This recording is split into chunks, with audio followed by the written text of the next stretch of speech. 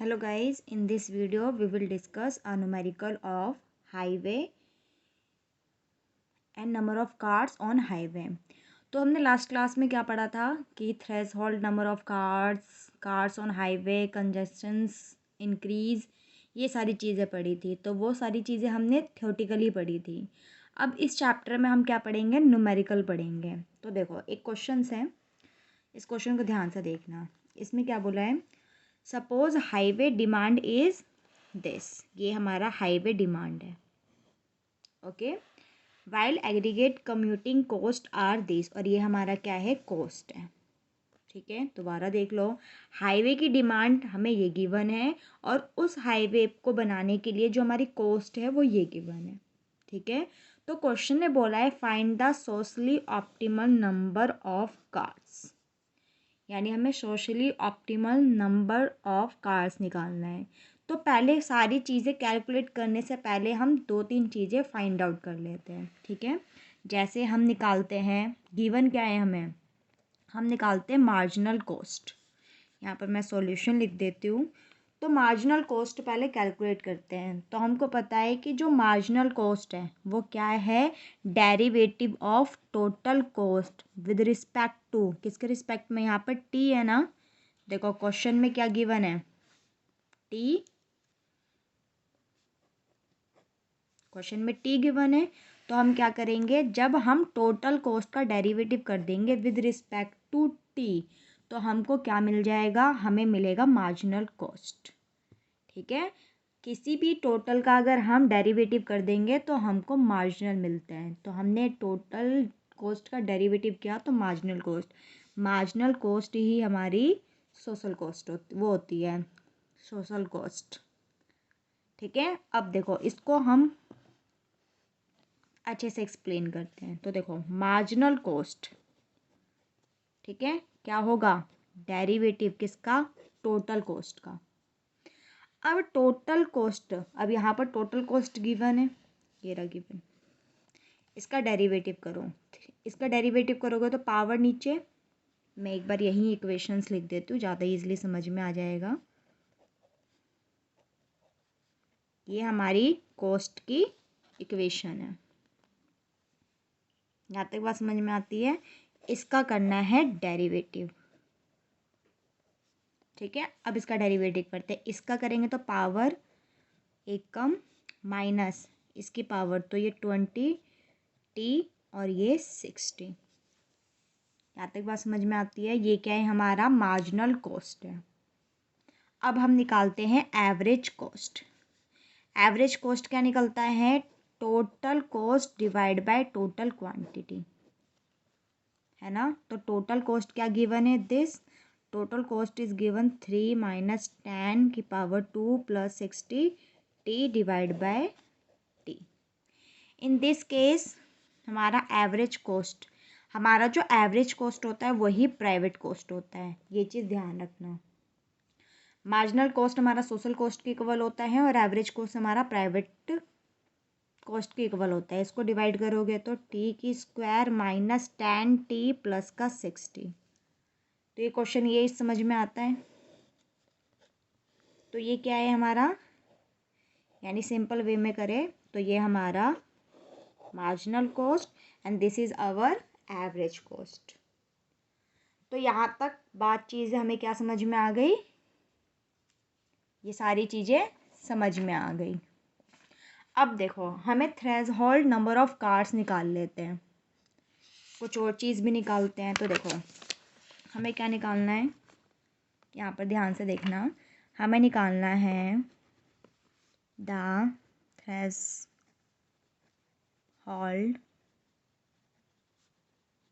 Number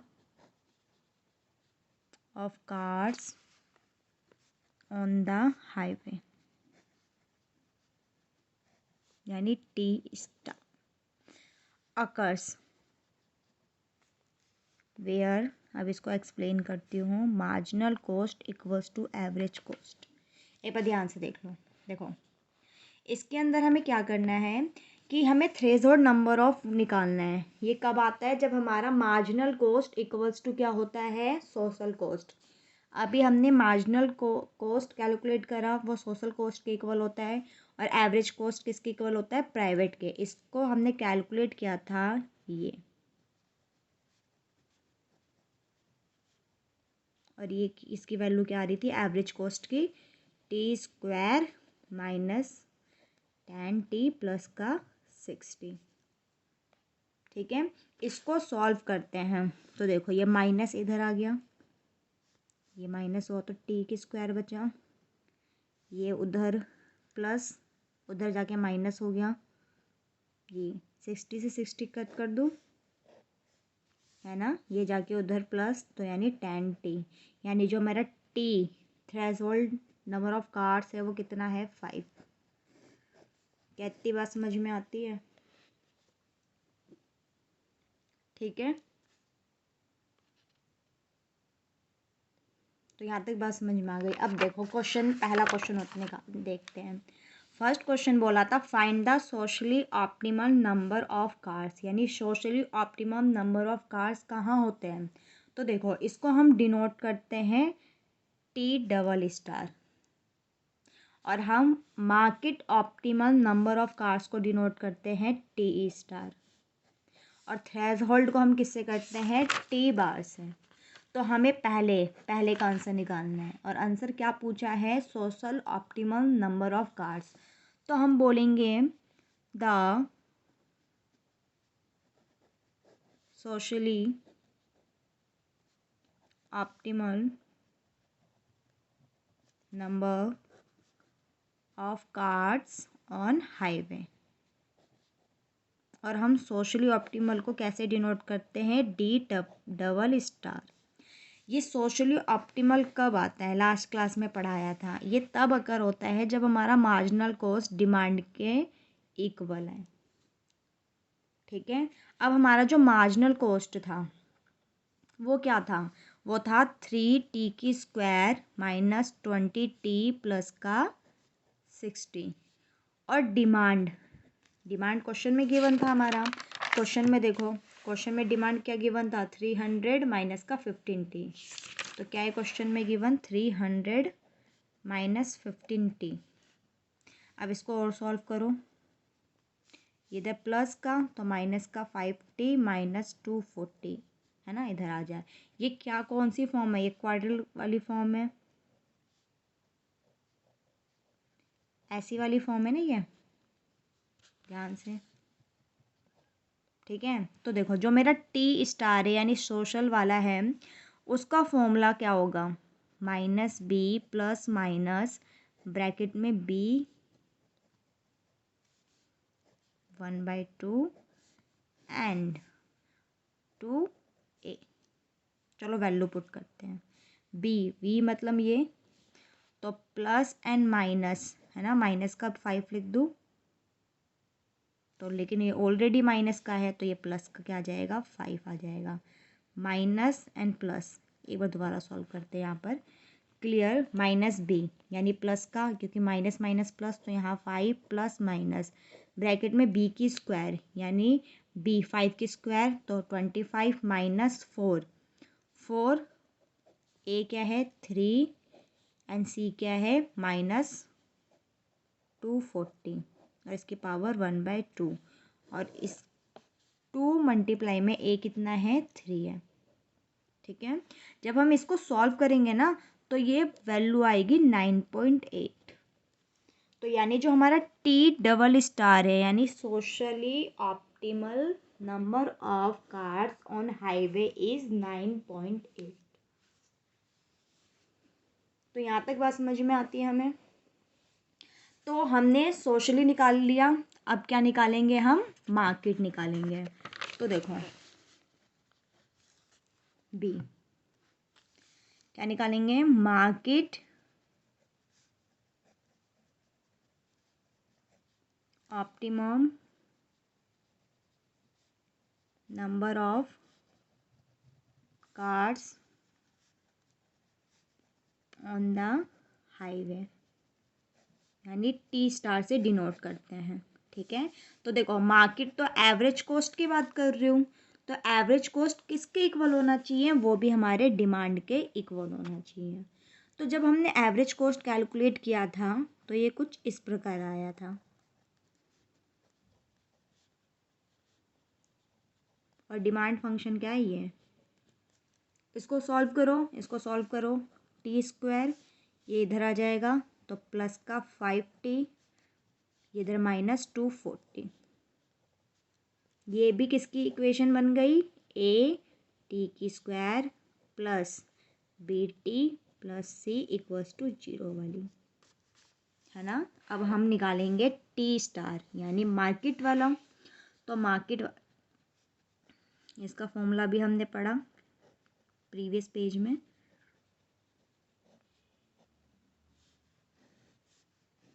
this is 2a equals to, इसको और solve करो तो माइनस का 5 प्लस माइनस बी स्क्वायर यानी 25, 4 ए क्या है हमारा 1 एंड बी क्या है -240 और इसकी पावर हमारी 1/2, है ना।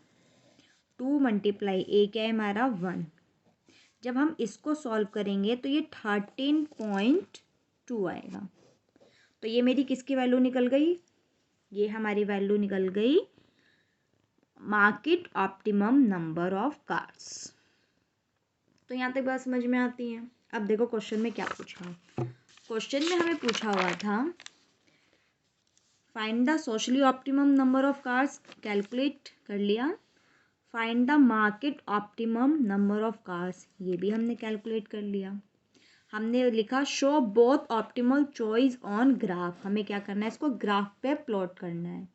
और एंड में क्या पूछा है, calculate the externality cost from the concession at the market optimum level. इसको करते हैं, पहले हम सी पार्ट को करते हैं। क्या पूछा इसने, दोनों ऑप्टिमम चॉइस को क्या करना है, हमें ग्राफ पे शो करना है।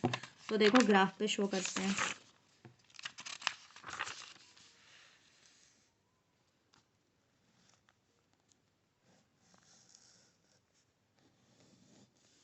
देखो यहाँ पर टी आएगा नंबर ऑफ कार्स, यहाँ पर डॉलर, ठीक है। डिमांड फंक्शन हमारा क्या है, ये हमारा डिमांड फंक्शन है, ठीक है। अब देखो जो हमारा डिमांड फंक्शन है, वो जो डिमांड फंक्शन है वो क्या है, 300 माइनस का 15t।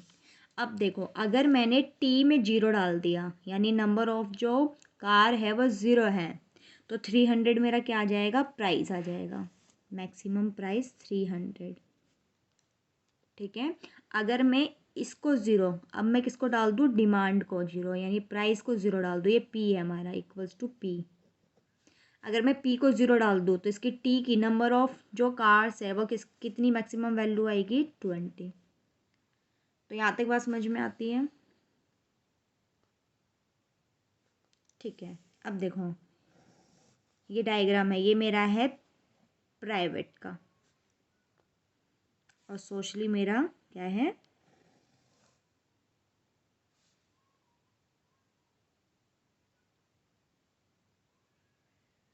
ये मेरा है सोशली।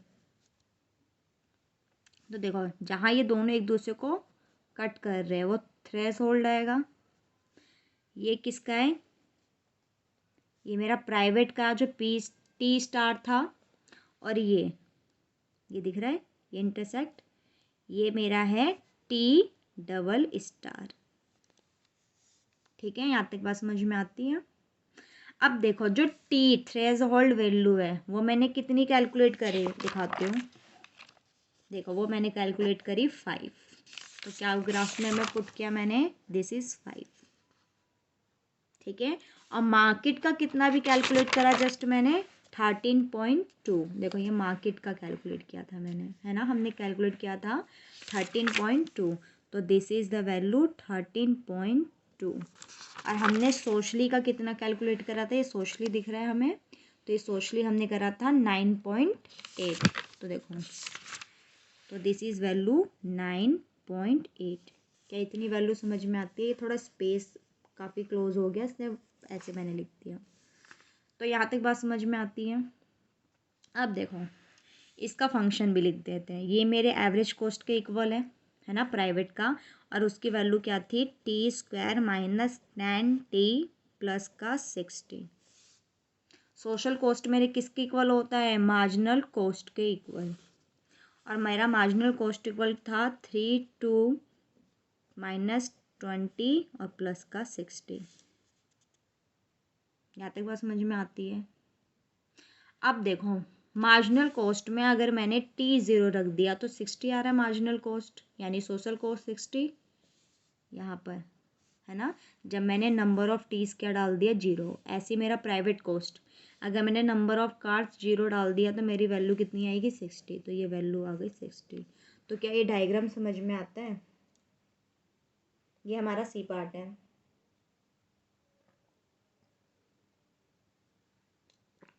ठीक है, तो देखो ये हमारा सी है, ये सी पोर्शन था। अब देखो डी क्या बोल रहे हैं, तो हमने डायग्राम में सारी वैल्यू पुट कर ली। अब देखो डी पोर्शन में क्या बोल रहे हैं, कैलकुलेट द एक्सटर्नलिटी।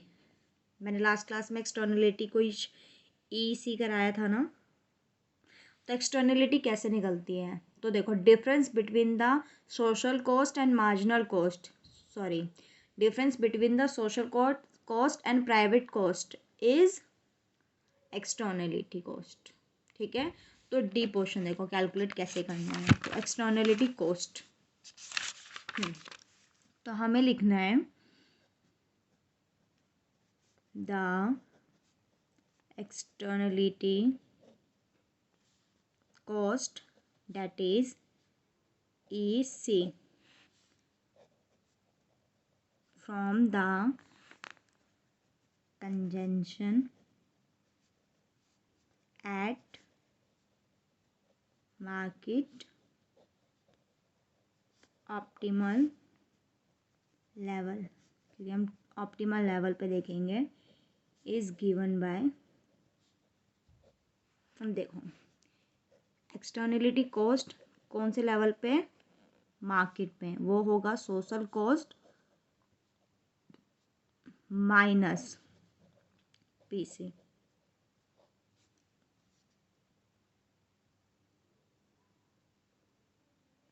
तो इतनी बात समझ में आती है। अब देखो इसमें वैल्यू पुट करते हैं, ई सी, है ना। सोशल कॉस्ट का फंक्शन क्या था हमारा, ये था, ऐसा ही था ना कुछ, उसमें से हमें क्या माइनस करना है, प्राइवेट कॉस्ट, यानी t² 10t प्लस का 60, है ना। इसको सॉल्व करोगे तो ये सॉल्व करके आएगा 2t, देखो इसमें से ये माइनस हुआ, ये माइनस और ये प्लस हो गया, तो माइनस का 10t, राइट, और ये 60 प्लस ये, तो ये माइनस हो गया। तो यहाँ तक बात समझ में आती है। अब वैल्यू डालो, तो देखो अगर हम वैल्यू डालेंगे 2t, देखो जो हमारा मार्केट वाला था, यहाँ पर डायग्राम में दिखा रही हूँ, मार्केट का था, वो कितनी वैल्यू थी, 13.2, तो इसमें वैल्यू डालो, इसमें हम वैल्यू डालेंगे 13.2 की स्क्वायर माइनस 10, 13.2। जब हम इसको सॉल्व करेंगे तो इसकी जो वैल्यू आएगी वो आएगी 216.5, यानी 216.5। तो ये हमारी वैल्यू क्या आ गई, ये हमारी आ गई एक्सटर्नलिटी कॉस्ट, किस वजह से, ड्यू टू कंजेशंस। तो ये हमारा न्यूमेरिकल है, तो ये किसका न्यूमेरिकल है, हमारा number of cars on highway. तो ये क्वेश्चन समझ में आता है, तो इस क्वेश्चन में हमें कुछ नहीं करना, हमें बस न्यूमेरिकल करना है। नेक्स्ट क्लास में मैं इस टॉपिक से रिलेटेड 2 क्वेश्चंस और कराऊंगी। ठीक है, तो ये चीज़ें समझ में आती हैं।